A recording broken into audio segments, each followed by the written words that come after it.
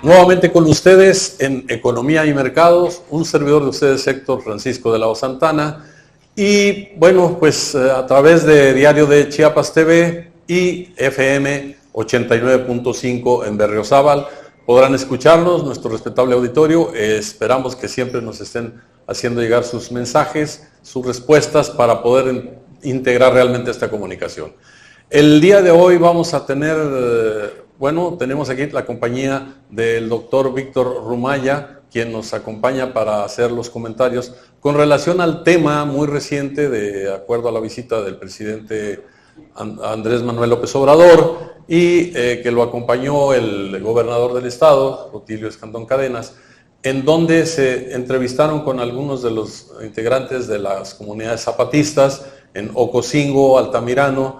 Y bueno, ese será el tema de nuestro programa de hoy, en donde estamos buscando, pues desde el 94, que la economía de las comunidades indígenas se mejore. Ha habido pocos avances, sin embargo, bueno, pues el día de hoy eso será parte del análisis que tenemos.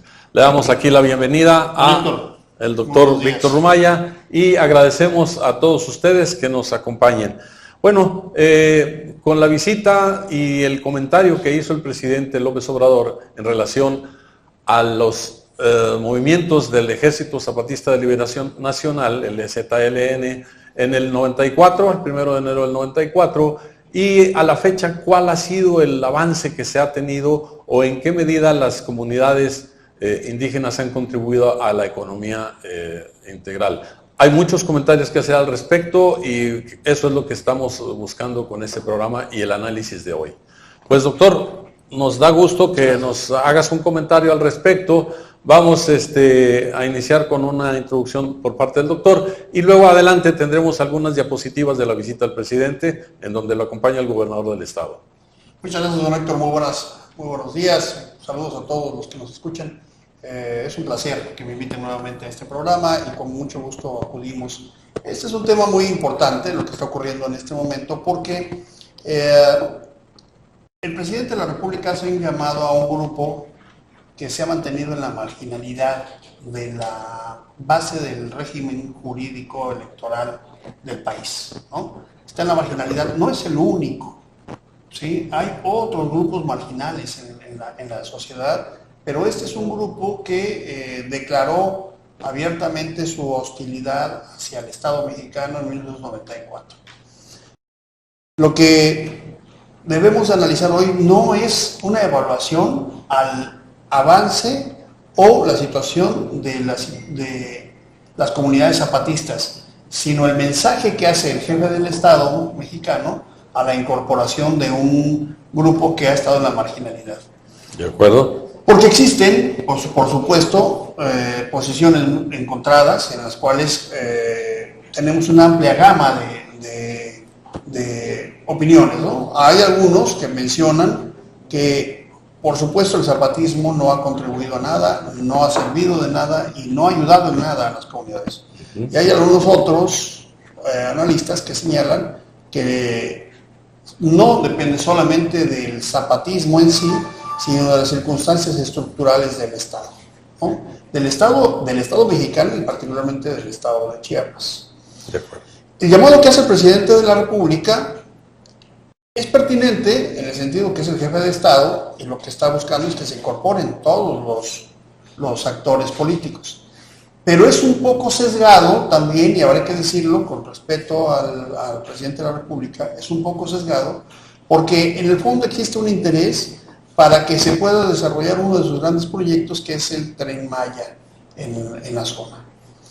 El ejército zapatista, lo que queda del ejército zapatista o lo que sea hoy el ejército zapatista, de esto que fue un movimiento relevante hace 29 años, se ha manifestado en contra de la construcción del Tren Maya.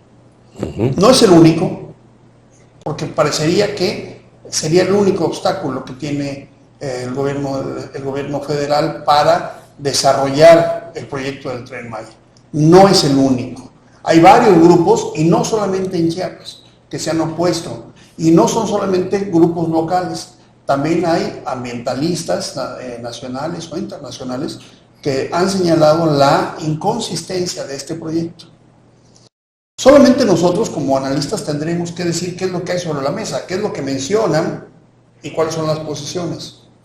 A mí particularmente me parece que es un proyecto interesante, que puede dar muy buenos resultados, pero que requiere mucho diálogo, que requiere mucha concertación y requiere mucho respeto de las comunidades, requiere mucho respeto del medio ambiente, requiere mucho respeto de la historia, de los espacios arqueológicos, requiere que se haga con bisturí y no que se haga con la prisa o con el interés solamente de imponerlo, porque lo que puede generar este proyecto es justamente los reclamos de comunidades. En ese contexto se inscribe esta invitación del presidente de la República. Por un lado, es una invitación a un grupo marginal, insisto, recapitulo, y por otro lado es un interés en sacar adelante el proyecto, básicamente ese, y seguramente algunos otros proyectos de infraestructura del gobierno del Estado que requieren la utilización de ese territorio. Pero hay que recordar que dentro de las luchas zapatistas hay tres elementos fundamentales. Una es la recuperación de su territorio ancestral, eso es lo que han planteado y plantearon todo el tiempo, la recuperación del territorio ancestral, y eso significa la recuperación del medio ambiente, la recuperación de los recursos naturales, con todo lo que esto conlleva. Dos, el otro reclamo, es el respeto a las comunidades que se encuentran ubicadas en ese territorio, y tres, es el respeto a las formas de gobierno autonómicas que han estado asentadas en ese territorio y que constituyen toda una gama cultural. Todo esto es el corazón de los acuerdos de San Andrés, y esos acuerdos no han sido respetados y honrados a cabalidad por el gobierno federal. De tal manera que ante el llamado del presidente de la República es muy consistente una respuesta de primero cúmplanse los acuerdos y después nos sentamos a la mesa. Bien, vamos a ver algunas diapositivas ahí de lo que fue la visita del presidente López Obrador, y ahí podemos observar en una primera imagen, acompañado del gobernador Rutilio Escandón Cadenas, que podemos observar un detalle muy, muy importante. En el 94, cuando se declara el Ejército Zapatista de Liberación Nacional como un movimiento, es un año también electoral en el estado de Chiapas.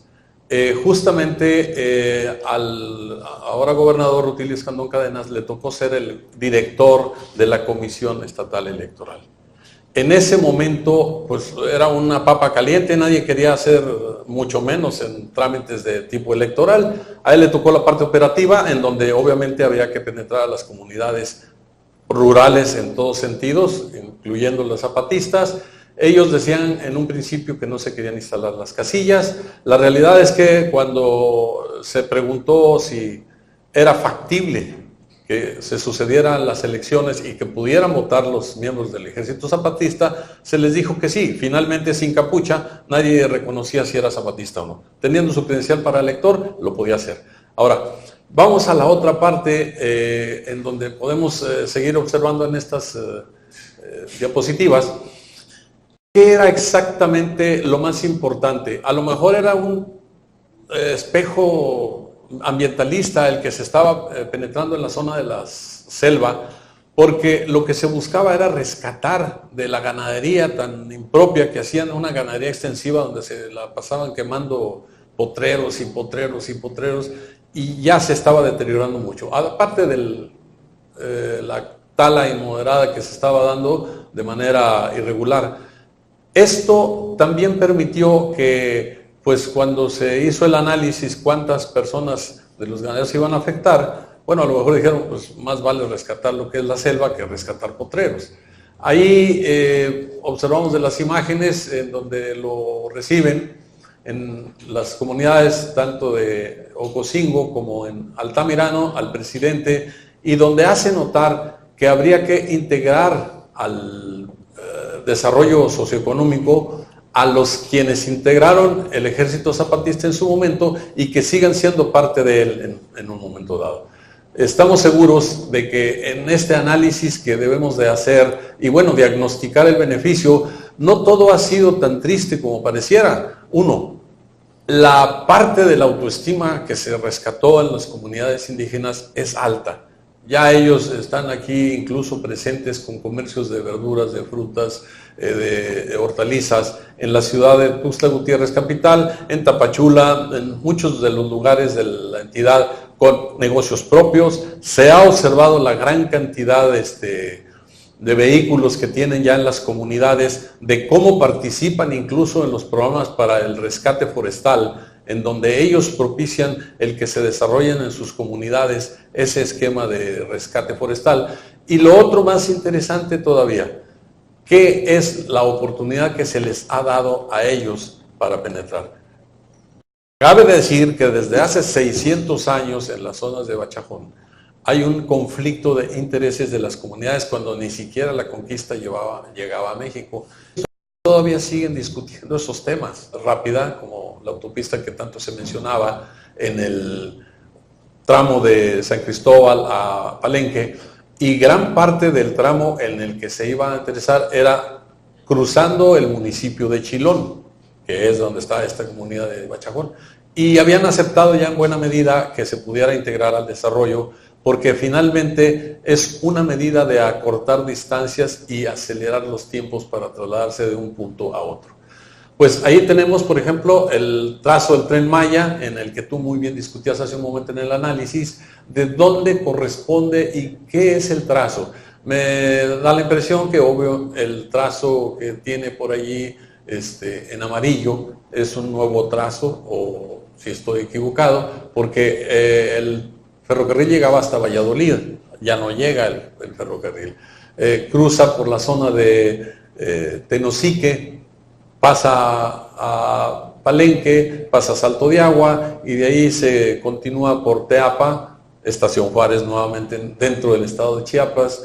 No es mucho lo que pudiera interesar al interior de las comunidades zapatistas. Sin embargo, bueno, pues ahí tenemos el trazo de lo que es los puntos en donde se haría, y luego hay uno más que es el transísmico, entiendo yo, no alcanzo a distinguir aquí muy bien, pero esta es la parte interesante de lo que sería la infraestructura para el desarrollo del sureste.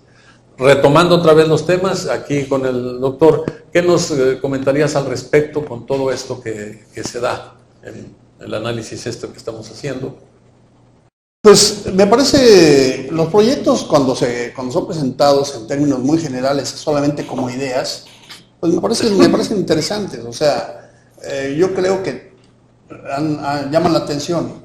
Por ejemplo, el corredor transísmico es un proyecto desde hace 200 años en el país. O sea, recordemos, por ejemplo, los acuerdos Ocampo-Maclean, ¿no?, entre el secretario de Relaciones Exteriores de México en aquel tiempo, en el tiempo de Juárez, y el secretario de Estado de Estados Unidos, en donde establecen el paso de tropas y el paso de comercio por el istmo de Tehuantepec como resultado del apoyo que Estados Unidos le dio a Benito Juárez para contrarrestar los ejércitos franceses de finales del siglo XIX. De acuerdo.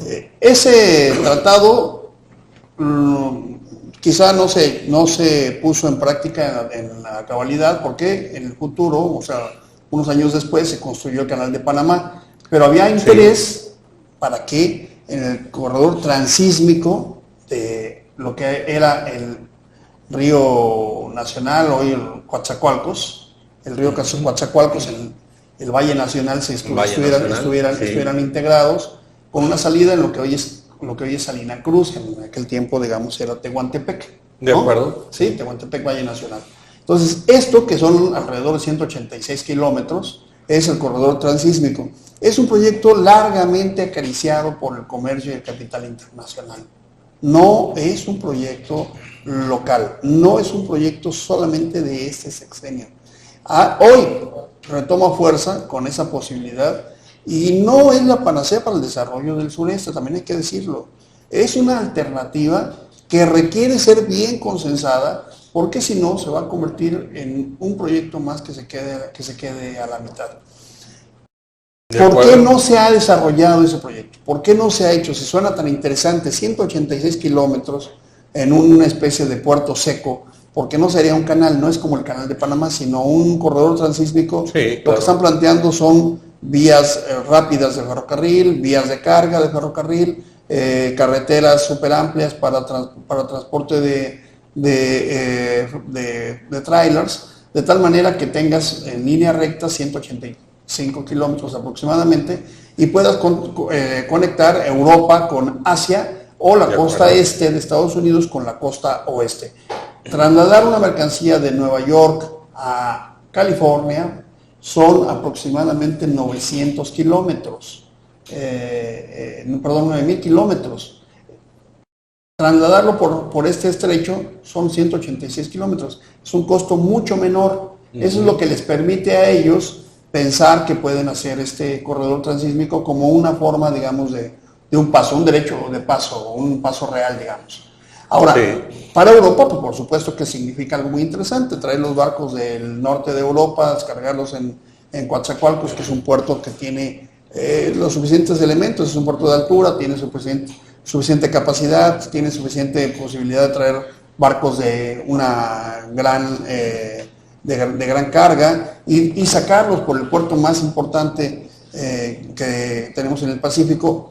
No el de mayor tráfico, el de mayor tráfico es Manzanillo, pero el más importante sí es Salina Cruz, porque puede ser el más importante porque puede ser un puerto muy grande. Y de ahí traerlo de Europa y pasarlo a todo el comercio del Pacífico, pues suena interesante. Por eso es importante para los grandes capitales el corredor transísmico. Pero otra vez nos encontramos, como en el caso del Tren Maya, a la disyuntiva. ¿Es importante para las comunidades locales? ¿Genera riqueza para las comunidades locales? Aparentemente sí. Si lo ves desde una perspectiva económica o de desarrollo nacional, parecería que sí. Sin embargo, lo que no ha quedado claro es esa comunicación que tendrían que estar haciendo ya los grupos del presidente de la República, en donde estuvieran comunicando a los inversores locales, a los empresarios locales, a las comunidades, a la sociedad local, en qué va a beneficiar, cómo se van a insertar y cuál va a ser su papel para que estos proyectos de gran calado, de gran envergadura, y proyectos históricos de infraestructura, se conviertan en beneficio para la región. De acuerdo, pues en el segundo momento de este programa vamos a hacer el análisis también de cómo pudiera implementarse el sistema ferroviario si realmente se quiere hacer para efectos de mejorar las condiciones de logística, de arrastre de carga, de pasaje, de todo lo que se quiera hacer entre la costa chiapaneca, entre el istmo de Tehuantepec y obviamente la zona del Golfo. Estos son condiciones de comunicación, habrá muchas personas que no lo quieren porque no les conviene, pero habrán muchos que sí puedan sumarse a este proyecto en el caso de que se analice. Gracias a la segunda parte, nos veremos en un momento. No nos dejen, por favor, estamos en el 89.5 y Diario TV de Chiapas.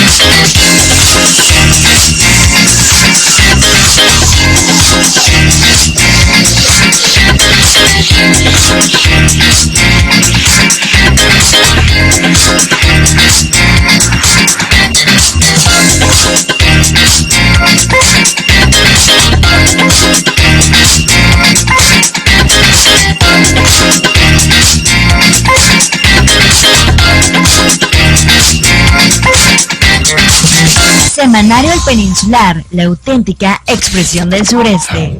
Región, ciudad, nación, turismo, gente y mucho más. Adquiere ya nuestra edición impresa o visítanos en www.elpeninsular.mx y entérate de los hechos del sureste mexicano. Tuxtla Gutiérrez, Quintana Roo, Yucatán, Campeche, Tabasco. Elpeninsular.mx, la auténtica expresión del sureste.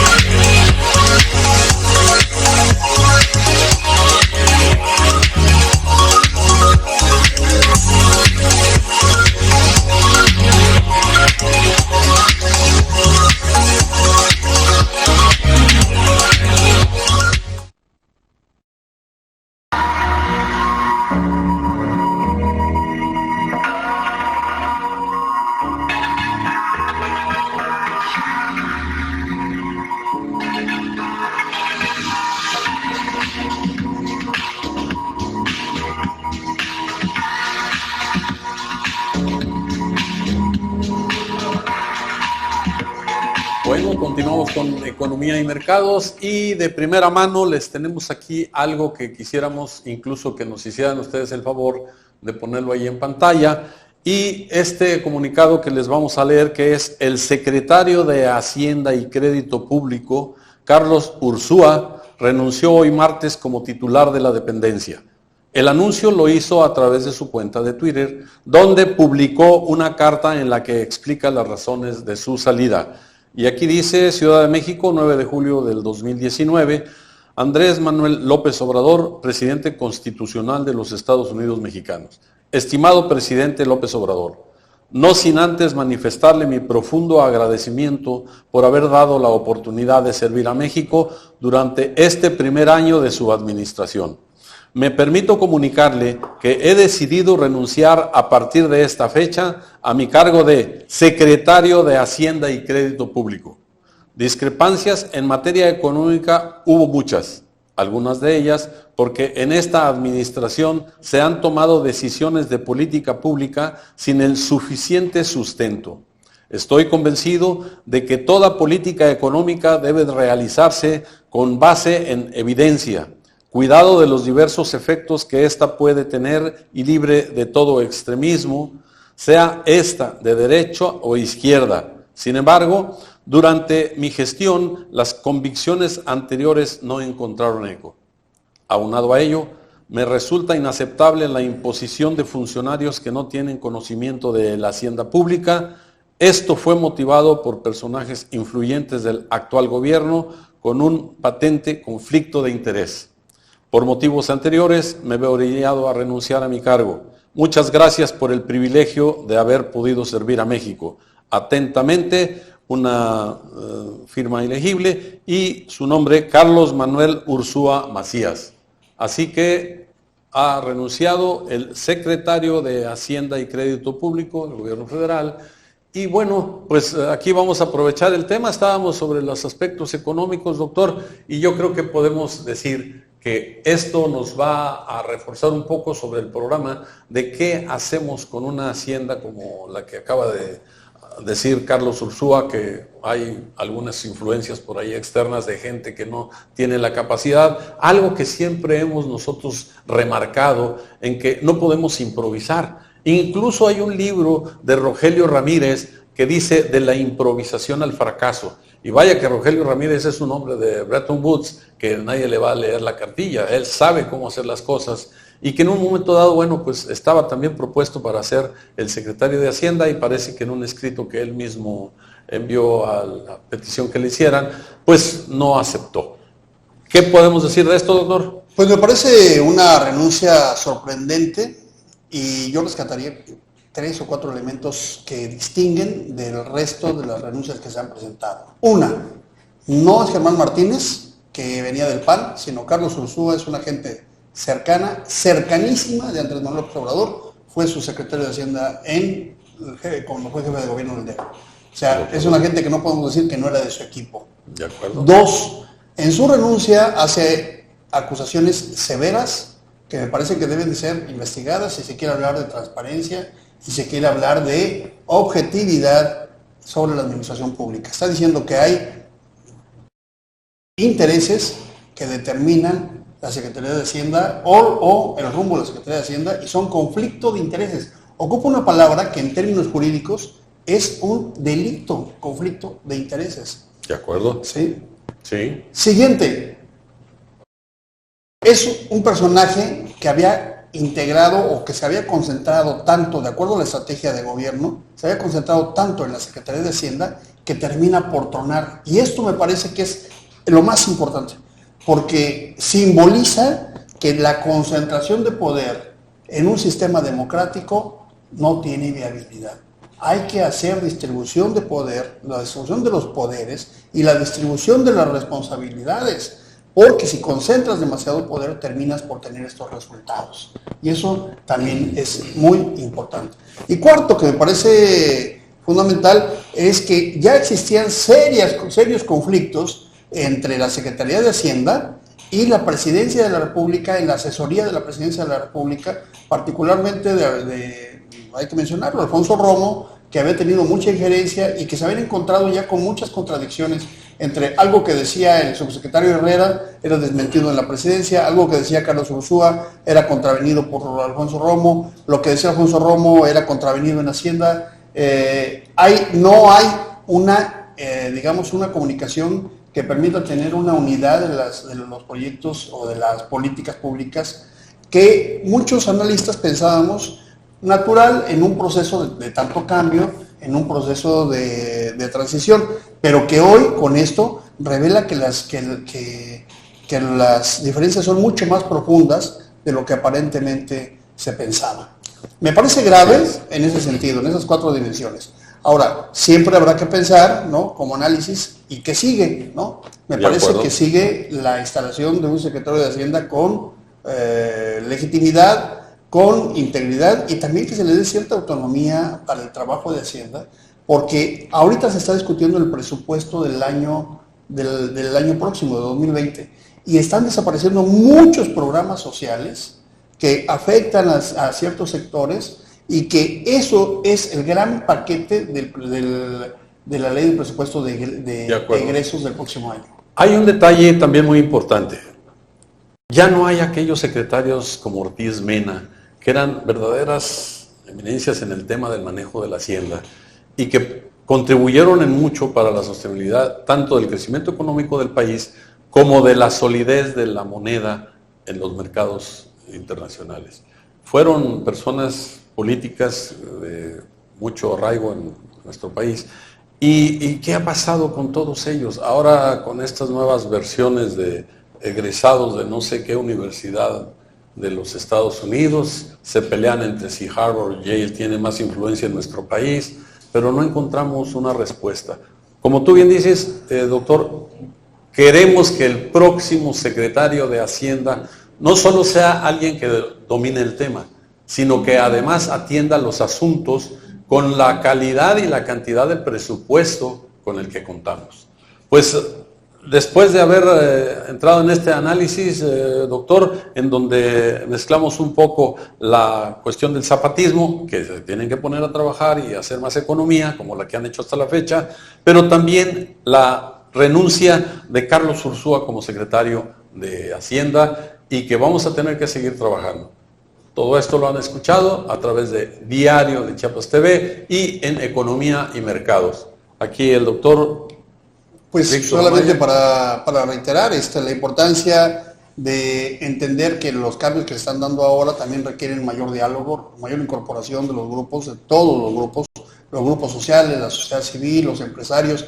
Es importante participar. Me parece que los esfuerzos que hace el presidente tienen que estar acompañados también de distintas voces. México es un México plural, con la incorporación de muchos actores sociales, muchos actores económicos, y esos deben de estar presentes en el desarrollo de las políticas públicas. Eso es lo que ha faltado. Me parece que hoy lo que pasa con el secretario de Hacienda evidencia justamente esta falta de esa política de integración de las diversas voces sociales, de las diversas voces empresariales.